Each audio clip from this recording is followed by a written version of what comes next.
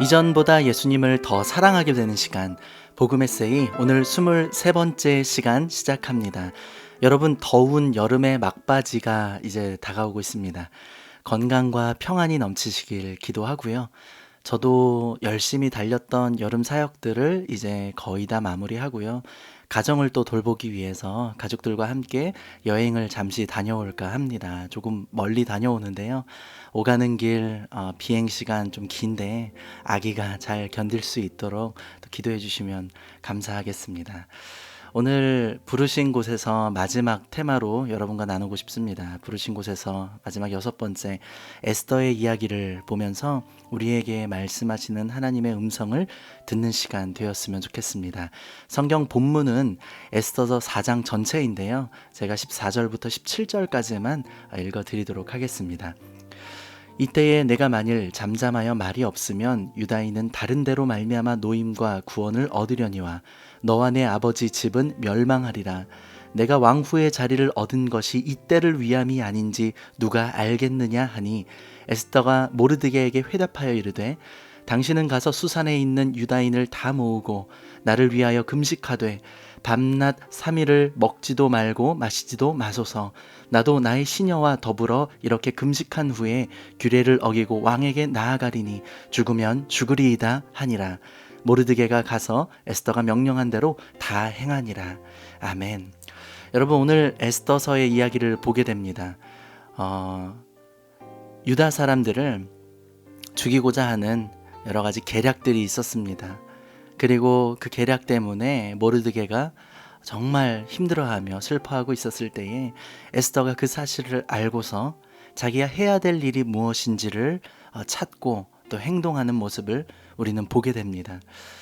에스더는 왕후의 자리에 올랐던 사람입니다. 그래서 자기가 누릴 수 있는 것이 많음에도 불구하고 나라와 민족을 위해서 자기가 이 자리로 부르심을 받은 것이 어떤 이유인가 이렇게 묵상하면서 죽음을 각오해야 하는 자리로 먼저 나아가는 것을 볼 수 있습니다.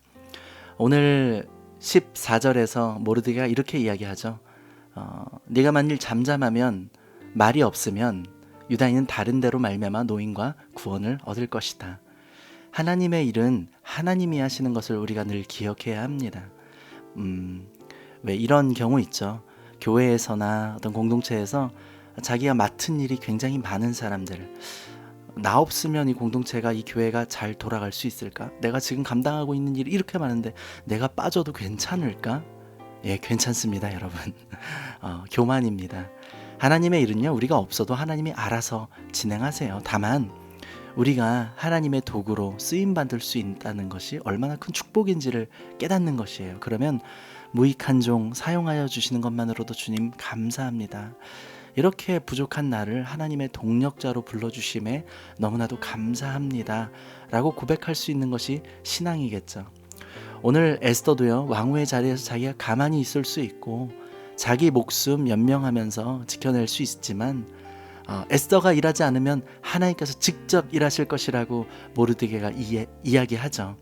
하나님의 일은 하나님께서 친히 일하시고 이끌어 가신다는 것을 우리가 기억하면서 우리가 하나님의 동력자로 설 수 있는 방법이 무엇일까 함께 고민할 수 있는 우리가 되었으면 좋겠습니다. 하나님이 여러분들을 동력자로 부르고 계세요. 또한 우리의 삶은 하나님의 계획과 섭리 속에 있다는 것을 늘 기억해야 합니다.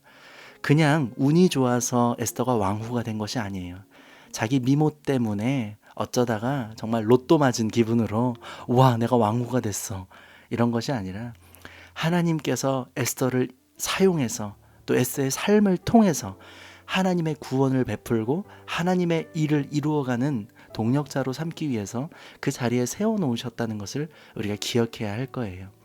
여러분, 우리의 삶은 하나님의 계획과 섭리 속에 있습니다. 믿는 크리스천들에게 있어서 우연이란 단어는 사용하지 않아요. 모든 것이 하나님의 섭리입니다. 목사님, 하나님의 섭리라고요? 이게 다 하나님의 계획이라고요? 그렇다면 하나님의 계획 가운데 있는 내 삶 가운데 어떻게 이런 큰 고통과 아픔과 상처가 있을 수 있습니까? 라고 묻는 사람들이 있을 거예요. 정답은 사실 저도 몰라요.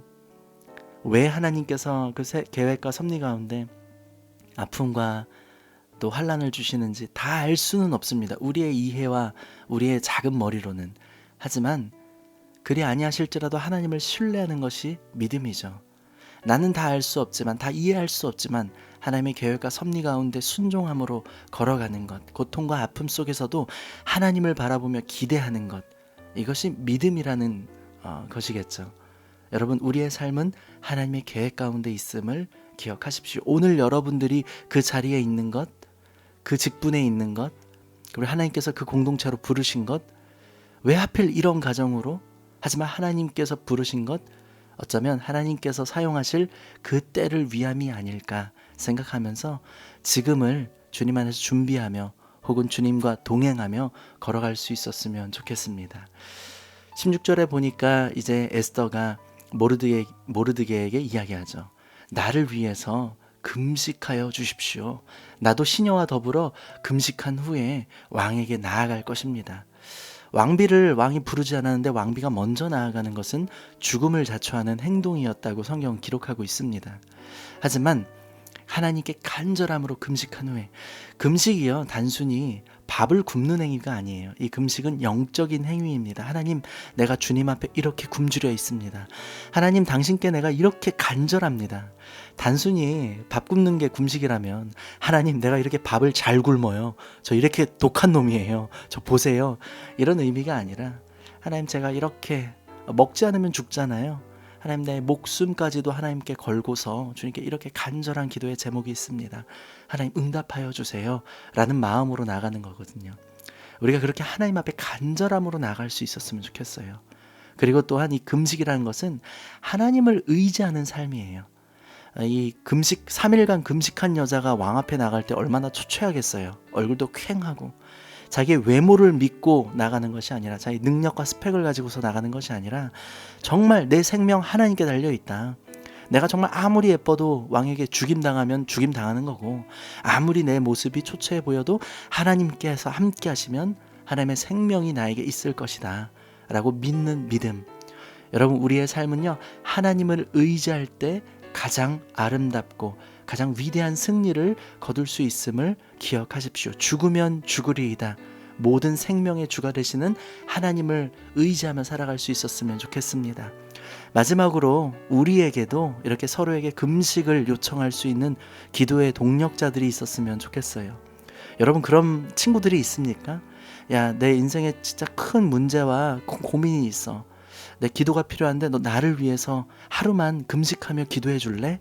라고 부탁할 수 있는 친구가 있다면 정말 여러분 축복받은 인생입니다. 저도 때로는 제 청년들에게, 제 동력자들에게, 제 선배들에게 요청할 때 있어요. 저를 위해서 금식해 주십시오. 저 또한 여러분들에게 그러한 동력자가 되고 싶습니다. 그리고 같이 금식 기도하면서 하나님의 뜻을 구할 때가 있어요. 여러분, 함께 기도하는 가운데 하나님의 능력이 있을 것입니다. 오늘도 하나님과 동행하며 늘 승리하는 여러분 되시기를 바라고요. 사랑하고 축복합니다. 지금까지 복음 에세이 진행자 권복음 목사였습니다.